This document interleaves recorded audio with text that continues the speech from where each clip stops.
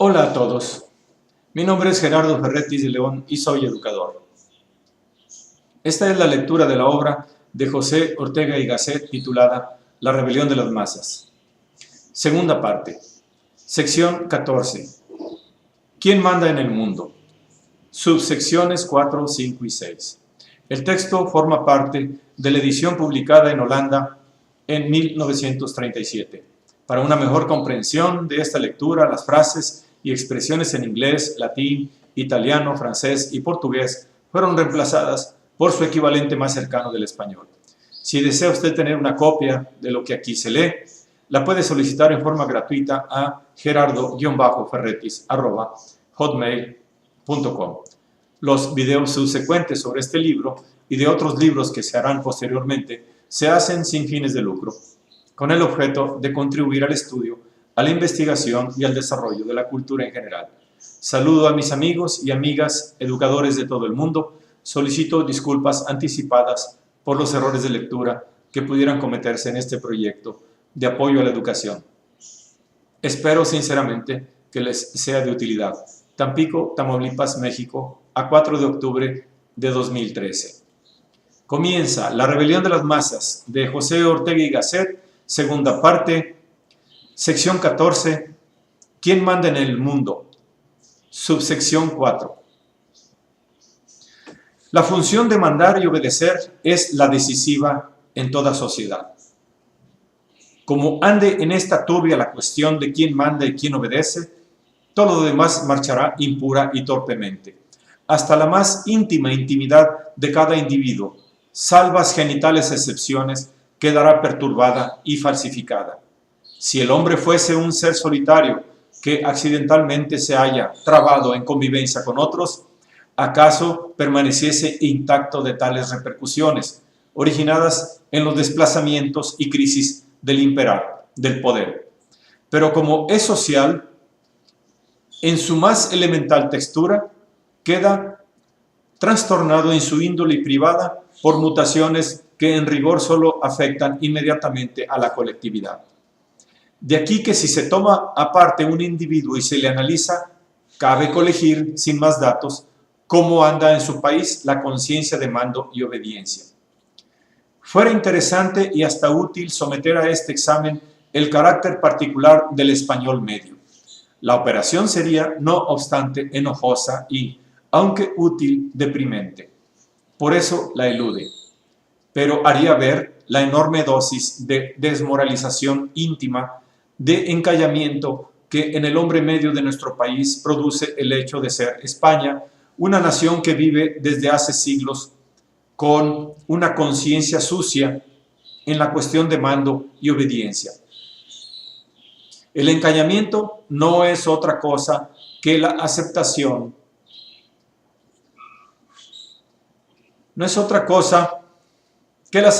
como estado habitual y constituido de una irregularidad, de algo que mientras se acepta sigue pareciendo indebido. Como no es posible convertir en sana normalidad lo que en su esencia es criminoso y anormal, el individuo opta por adaptarse él a lo indebido, haciéndose por completo homogéneo al crimen o irregularidad que arrastra. Es un mecanismo parecido al que el adagio popular enuncia cuando dice: una mentira hace 100. Todas las naciones han atravesado jornadas en que aspiró a mandar sobre ellas quien no debía mandar. Pero un fuerte instinto les hizo concentrar al punto sus energías y expeler aquella irregular pretensión de mando. Rechazaron la irregularidad transitoria y reconstituyeron así su moral pública. Pero el español ha hecho todo lo contrario. En vez de oponerse a ser imperado por quien su íntima conciencia rechazaba, ha preferido falsificar todo el resto de su ser para acomodarlo a aquel fraude inicial. Mientras eso persista en nuestro país, es vano esperar nada de los hombres de nuestra raza. No puede tener vigor elástico para la difícil faena de sostenerse con decoro en la historia una sociedad cuyo estado, cuyo imperio o mando es constitutivamente fraudulento. No hay, pues, nada extraño en que bastara una ligera duda, una simple vacilación sobre quién manda en el mundo, para que todo el mundo, en su vida pública y en su vida privada, haya comenzado a desmoralizarse. La vida humana, por su naturaleza propia, tiene que estar puesta a algo, a una empresa gloriosa o humilde, a un destino ilustre o trivial. Se trata de una condición extraña, pero inexorable, escrita en nuestra existencia. Por un lado, vivir es algo que cada cual hace por sí y para sí. Por otro lado, si esa vida mía, que solo a mí me importa, no es entregada por mí a algo, caminará desvencijada, sin tensión y sin forma. Estos años asistimos al gigantesco espectáculo de innumerables vidas humanas que marchan perdidas en el laberinto de sí mismas por no tener a qué entregarse. Todos los imperativos, todas las órdenes han quedado en suspenso. Parece que la situación debía ser ideal, pues cada vida queda en absoluta franquía para hacer lo que le venga en gana, para vagar a sí misma. Lo mismo cada pueblo. Europa ha aflojado su presión sobre el mundo, pero el resultado ha sido contrario a lo que podía esperarse. Librada a sí misma, cada vida se queda en sí misma, vacía, sin tener que hacer. Y como ha de llenarse con algo, se finge frívolamente a sí misma, se dedica a falsas ocupaciones que nada íntimo, sincero impone. Hoy es una cosa, mañana otra, opuesta a la primera. Está perdida al encontrarse sola consigo. El egoísmo es laberíntico, se comprende. Vivir es ir disparado hacia algo, es caminar hacia una meta. La meta no es mi caminar, no es mi vida, es algo a que pongo esta y que por lo mismo está fuera de ella, más allá. Si me resuelvo a andar solo por dentro de mi vida, egoístamente no avanzo, no voy a ninguna parte. Doy vueltas y revueltas en un mismo lugar. Esto es el laberinto, un camino que no lleva a nada, que se pierde en sí mismo, de puro no ser más que caminar por dentro de sí. Después de la guerra, el europeo se ha cerrado su interior, se ha quedado sin empresa para sí y para los demás. Por eso seguimos históricamente como hace 10 años. No se manda en seco. El mando consiste en una presión que se ejerce sobre los demás, pero no consiste solo en esto. Si fuera solo esto, sería violencia. No se olvide que mandar tiene doble efecto. Se manda a alguien, pero se le manda algo. Y lo que se le manda es, a la postre, que participe en una empresa, en un gran destino histórico. Por eso no hay imperio sin programa de vida, precisamente sin un plan de vida imperial, como dice el verso de Schiller. Cuando los reyes construyen, tienen que hacer los carreros. No conviene, pues, embarcarse en la opinión trivial que cree ver en la situación o en la actuación de los grandes pueblos, como de los hombres, una inspiración puramente egoísta. No es tan fácil como se cree ser puro egoísta y nadie, siéndolo, ha triunfado jamás. El egoísmo aparente de los grandes pueblos y de los grandes hombres es la dureza inevitable con que tiene que comportarse cada quien su vida puesta a una empresa. Cuando de verdad se va a hacer algo y nos hemos entregado a un proyecto, no se nos puede pedir que estemos en disponibilidad para atender a los transeúntes y que nos dediquemos a pequeños altruismos de azar. Una de las cosas que más encajan a los viajeros cuando cruzan España es que si preguntan a alguien en la calle dónde está una plaza o un edificio, con frecuencia el preguntado deja el camino que lleva y generosamente se sacrifica por el extraño, conduciéndolo hasta el lugar que a éste interesa. Yo no niego que pueda haber en esta índole del buen celtíbero algún factor de generosidad y me alegro de que el extranjero interprete así su conducta, pero nunca al oírlo o leerlo he podido reprimir este recelo. ¿Es que el compatriota preguntado iba de verdad a alguna parte? Porque podría muy bien ocurrir que en muchos casos el español no va a nada, no tiene proyecto ni misión, sino que más bien sale a la vida para ver si las de otros llenan un poco la suya. En muchos casos me consta que mis compatriotas salen a la calle para ver si encuentran algún forastero a quien acompañar. Grave es que esta duda sobre el mando del mundo ejercido hasta ahora por Europa haya desmoralizado el resto de los pueblos, salvo aquellos que por su juventud están aún en su prehistoria. Pero es mucho más grave que este pataleo llegue a desmoralizar por completo al europeo mismo. No pienso así porque yo sea europeo o cosa parecida. No es que diga, si el europeo no ha de mandar en el futuro próximo, no me interesa la vida del mundo. Nada me importaría el cese del mando europeo si existiera hoy otro grupo de pueblos capaz de sustituirlo en el poder y la dirección del planeta. Pero ni siquiera esto pediría. Aceptaría que no mandase nadie si esto no trajese consigo la volatilización de todas las virtudes y dotes del hombre europeo. Ahora bien, esto último es irremisible.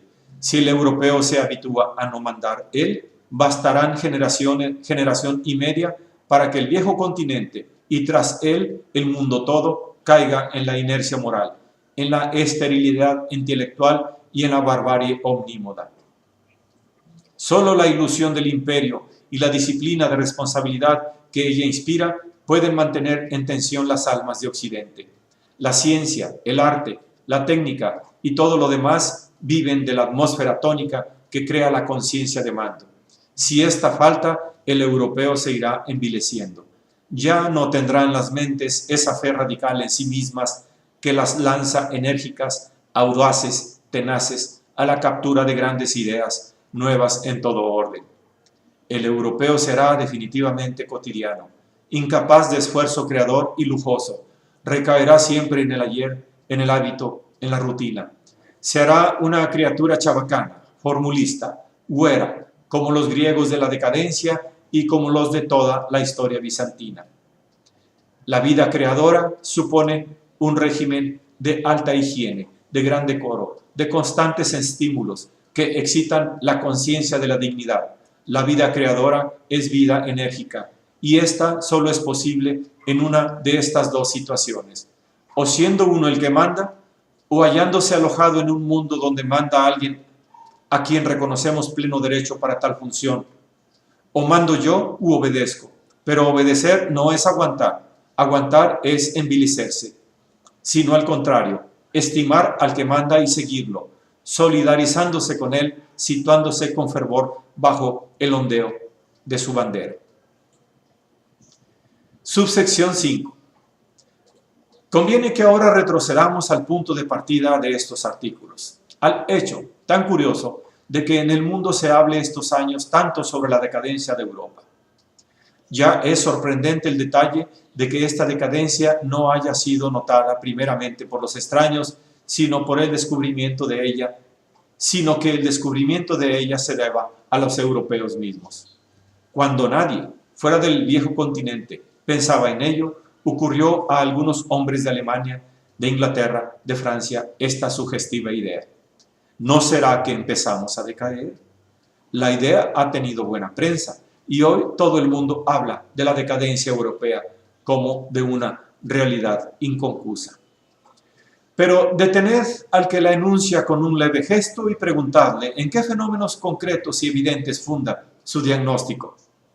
Al punto lo veréis hacer vagos ademanes y practicar esa agitación de brazos hacia la rotundidad del universo que es característica de todo náufrago. No sabe, en efecto, a qué agarrarse.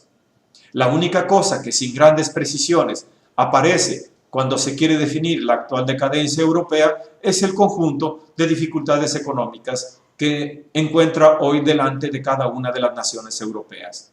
Pero cuando se va a precisar un poco el carácter de esas dificultades, se advierte que ninguna de ellas afecta seriamente al poder de creación de riqueza y que el viejo continente ha pasado por crisis mucho más graves en este orden. Es que, por ventura, el alemán o el inglés no se sienten hoy capaces de producir más y mejor que nunca. En modo alguno. E importa mucho filiar el estado de espíritu de ese alemán o de ese inglés en esta dimensión de lo económico. Pues lo curioso es precisamente que la depresión indiscutible de sus ánimos no proviene de que se sientan poco capaces, sino al contrario, de que sintiéndose con más potencialidad que nunca, tropiezan con ciertas barreras fatales que les impiden realizar lo que muy bien podrían. Esas fronteras fatales de la economía actual alemana, inglesa, francesa, son las fronteras políticas de los estados respectivos. La dificultad auténtica no radica, pues, en este o en el otro problema económico que esté planteado, sino en que la forma de vida pública en que había de moverse las capacidades económicas es incongruente con el tamaño de estas. A mi juicio, la sensación es la sensación de menoscabo, de impotencia, que abruma innegablemente estos años a la vitalidad europea, se nutre de esa desproporción entre el tamaño de la potencialidad europea actual y el formato de la organización política en que tiene que actuar. El arranque para resolver las graves cuestiones urgentes es tan vigoroso como cuando más lo haya sido, pero tropieza al punto con las reducidas jaulas en que está alojado, con las pequeñas naciones en que hasta ahora vivía organizada Europa.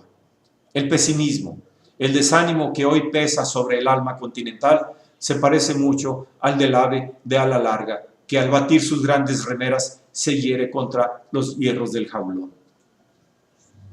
La prueba de ello es que la combinación se repite en todos los demás órdenes, cuyos factores son en apariencia tan distintas de lo económico. Por ejemplo, en la vida intelectual. Todo buen intelectual de Alemania, Inglaterra o Francia se siente hoy ahogado en los límites de su nación. Siente su nacionalidad como una limitación absoluta. El profesor alemán se da ya clara cuenta de que es absurdo el estilo de producción a que se le obliga a su público inmediato de profesores alemanes, y echa de menos la superior libertad de expresión que gozan el director francés y el ensayista británico.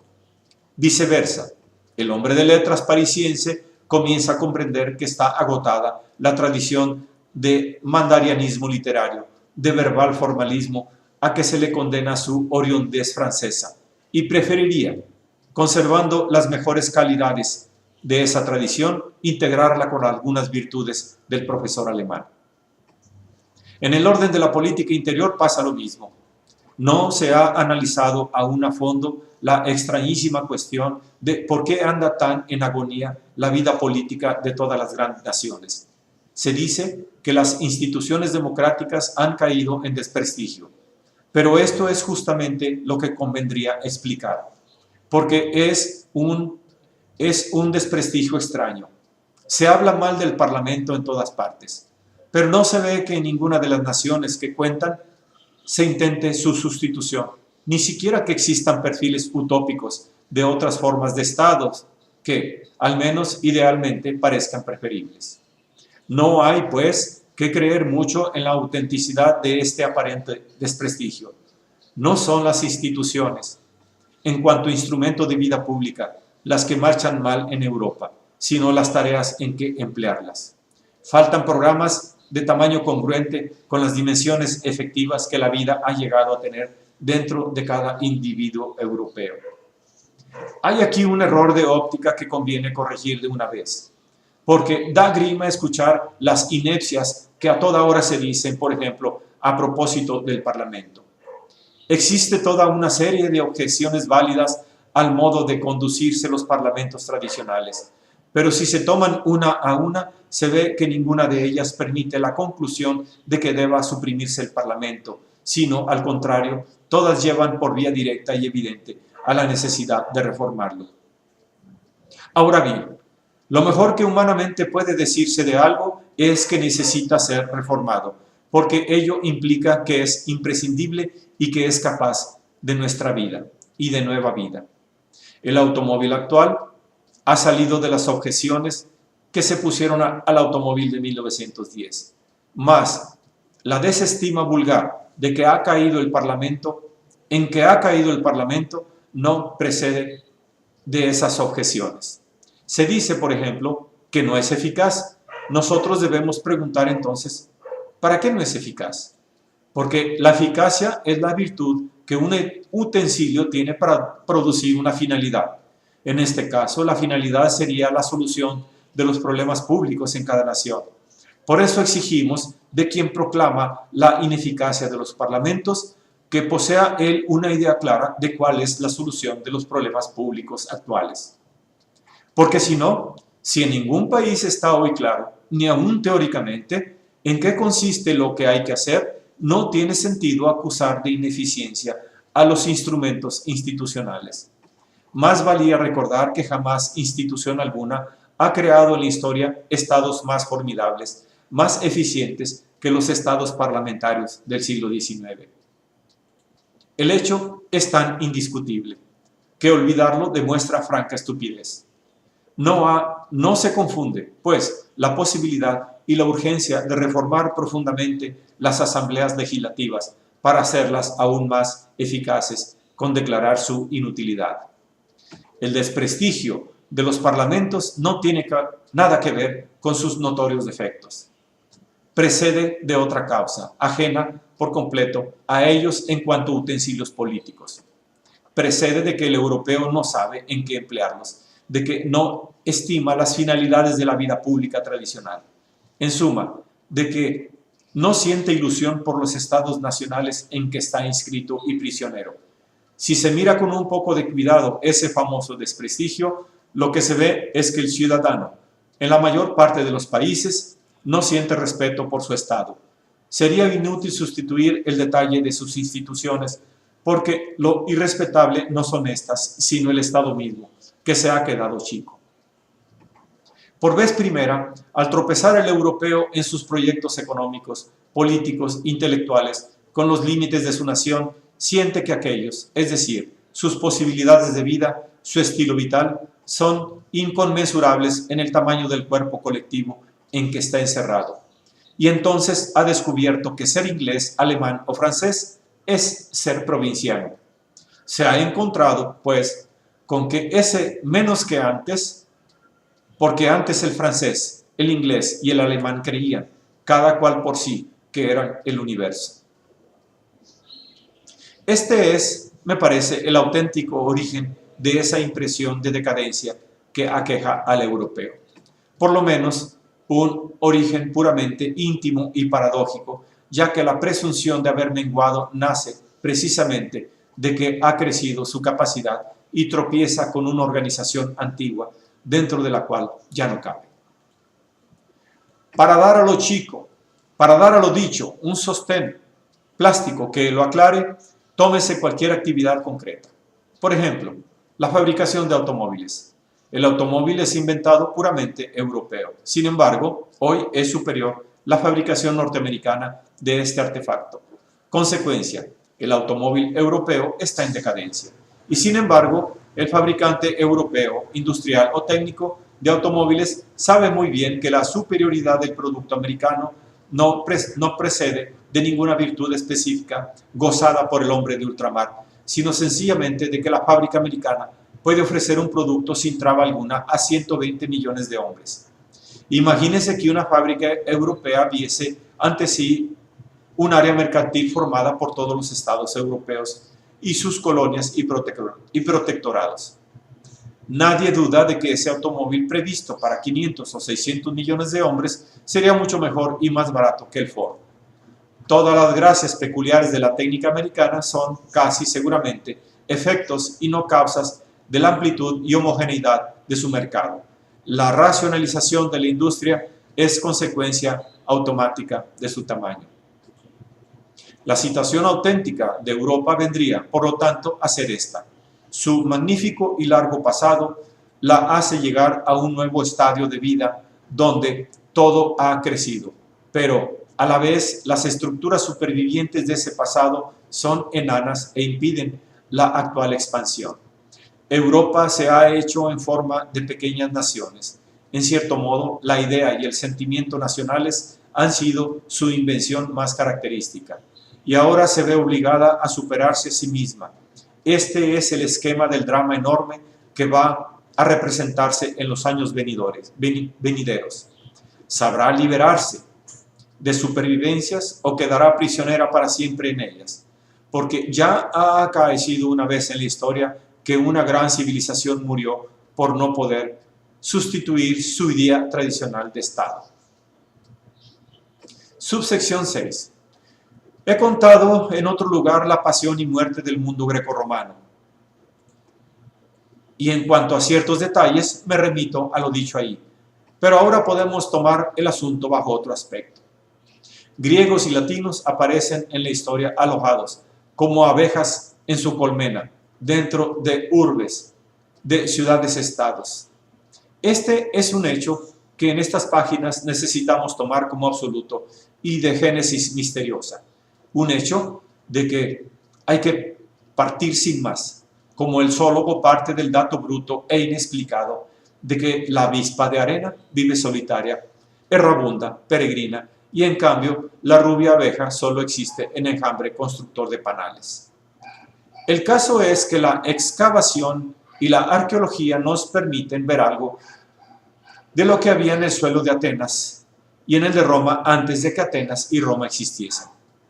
Pero el tránsito de esta prehistoria puramente rural y sin carácter específico al brote de la ciudad, fruta de nueva especie que da el suelo de ambas penínsulas, queda arcano.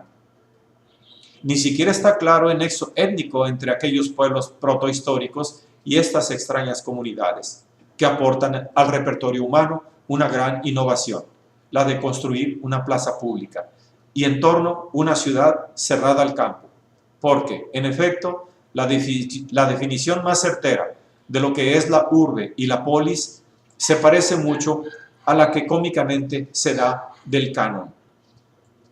Toma usted un agujero, lo rodea de alambre muy apretado y eso es un cañón.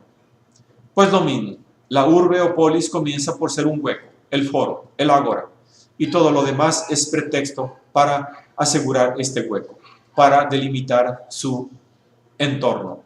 La polis no es primordialmente un conjunto de casas habitables, sino un lugar de ayuntamiento civil, un espacio acotado para funciones públicas. La urbe no está hecha, como la cabaña o el domus, para cobijarse de la intemperie y engendrar, que son menesteres privados y familiares, sino para discutir sobre la cosa pública.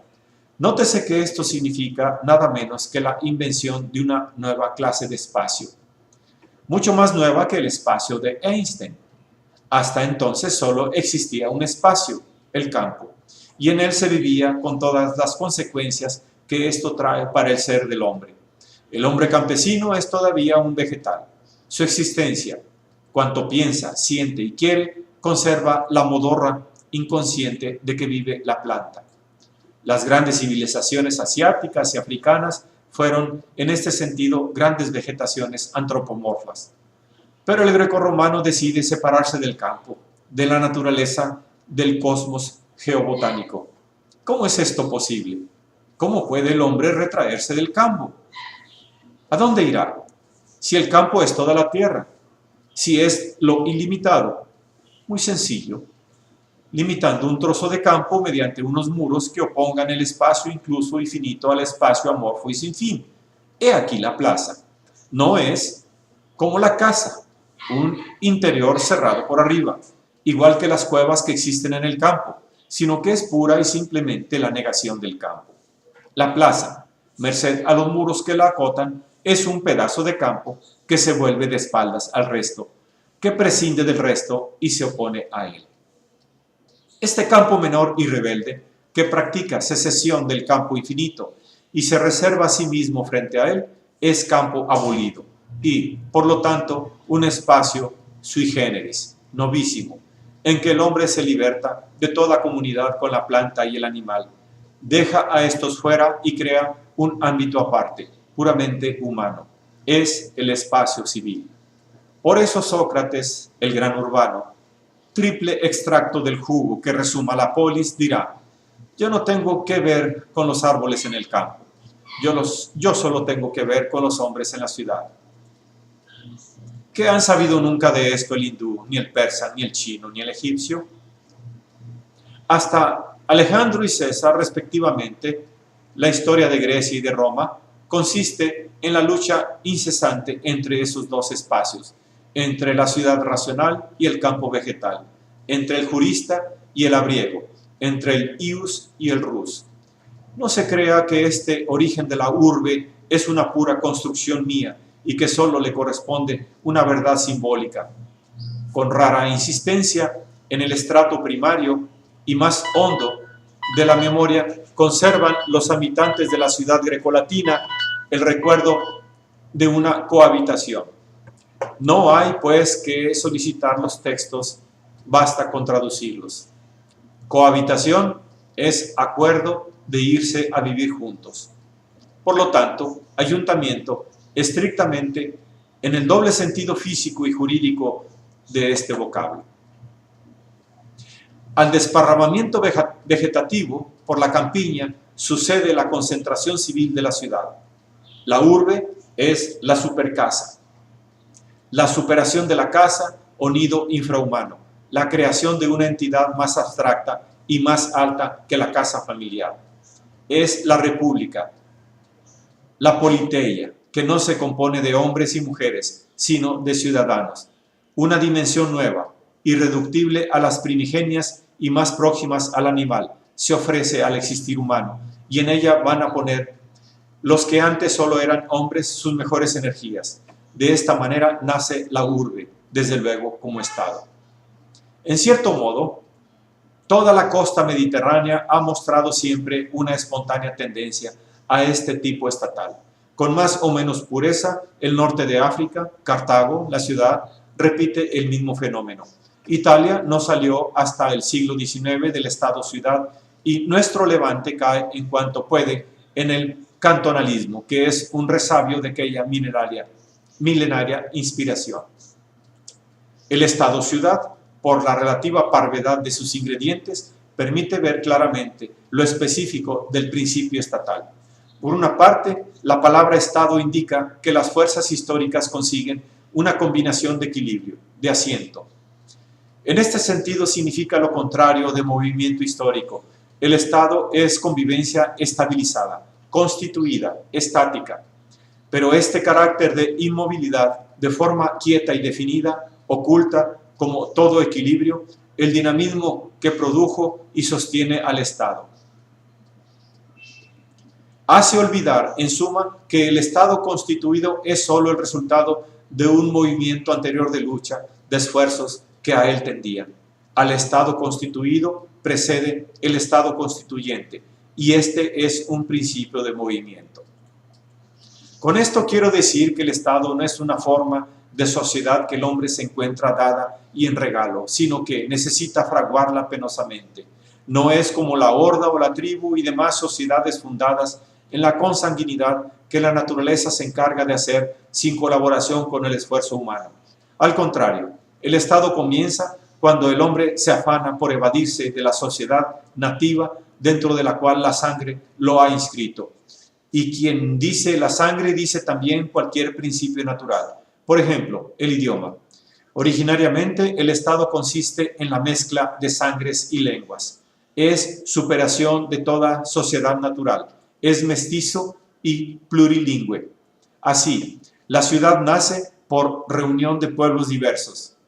Constituye y construye sobre la heterogeneidad zoológica una homogeneidad abstracta de jurisprudencia. Claro está que la unidad jurídica no es la aspiración que impulsa el movimiento creador del Estado. El impulso es más sustantivo que todo derecho. Es el propósito de empresas vitales mayores que las posibles a las minúsculas sociedades consanguíneas. En la génesis de todo Estado vemos o entrevemos siempre el perfil de un gran empresario. Si observamos la situación histórica que precede inmediatamente al nacimiento de un Estado, encontraremos siempre el siguiente esquema. Varias colectividades pequeñas cuya estructura social está hecha para que viva cada cual hacia adentro de sí misma. La forma social de cada una sirve solo para una convivencia interna. Esto indica que en el pasado vivieron efectivamente aisladas cada una por sí y para sí, sin más que contactos excepcionales con las limítrofes. Pero a este aislamiento efectivo ha sucedido de hecho una convivencia externa, sobre todo económica. El individuo de cada colectividad no vive ya solo de esta, sino que parte de su vida está trabada con individuos de otras colectividades con los cuales comercia mercantil e intelectualmente. Sobreviene, pues, un equilibrio entre dos convivencias, la interna y la externa. La forma social establecida, derechos, costumbres y religión favorece la interna y dificulta la externa, más amplia y nueva. En esta situación, el principio estatal es el movimiento que lleva a aniquilar las formas sociales de convivencia interna, sustituyéndolas por una forma social adecuada a la nueva convivencia externa. Aplíquese esto al momento actual europeo y estas expresiones abstractas adquirirán figura y color. No hay creación estatal si la mente de ciertos pueblos no es capaz de abandonar la estructura tradicional de una forma de convivencia y además de imaginar otra nunca sida. Por eso es auténtica creación. El Estado comienza por ser una obra de imaginación absoluta. La imaginación es el poder libertador que el hombre tiene. Un pueblo es capaz de Estado en la medida en que sepa imaginar. De aquí que todos los pueblos hayan tenido un límite en su evolución estatal, precisamente el límite impuesto por la naturaleza de su fantasía. El griego y el romano, capaces de imaginar la ciudad que triunfa de la dispersión campesina, se detuvieron en los muros urbanos. Hubo quien quiso llevar las mentes grecorromanas más allá, quien intentó libertarlas de la ciudad, pero fue vano empeño. La cerrazón imaginativa del romano, representada por Bruto, se encargó de asesinar a César, la mayor fantasía de la antigüedad. Nos importa mucho a los europeos de hoy recordar esta historia, porque la nuestra ha llegado al mismo capítulo. Termina la rebelión de las masas de José Ortega y Gasset, segunda parte, sección 14, ¿Quién manda en el mundo? Subsecciones 4, 5 y 6.